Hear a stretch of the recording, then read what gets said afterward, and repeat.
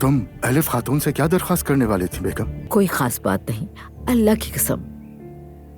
अगर तुम लोग मुझे कुछ नहीं बताओगे तो मैं खुद एलिफ खातून से जाकर पूछ लेता हूँ। रुके रुके रुके रुके, मुझे लगा था आपका एलिफ से कुछ मामला चल रहा है। क्या? आप खाने पर भी तो गए थे ना?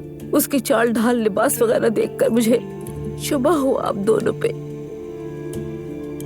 हेलो मैडम, मुझे रोबोटिक मेहते कहते हैं। ठीक है, चलो देखते हैं तुम कितने पानी में हो। घर में हंगामा हो गया था। मेरी सास ने गुस्से में आके दुआ के घर वालों पर चीखना शुरू कर दिया। क्या वाकई?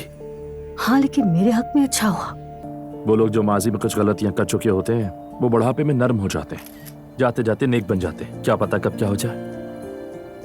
हेलो हेलो एलिफ साहिबा, हमारे कुछ होटल्स में तकरीबात रखी जा रही हैं और इस बार आपके साथ काम करना चाहते हैं। हाँ, अगर आप मुनासिब समझे तो।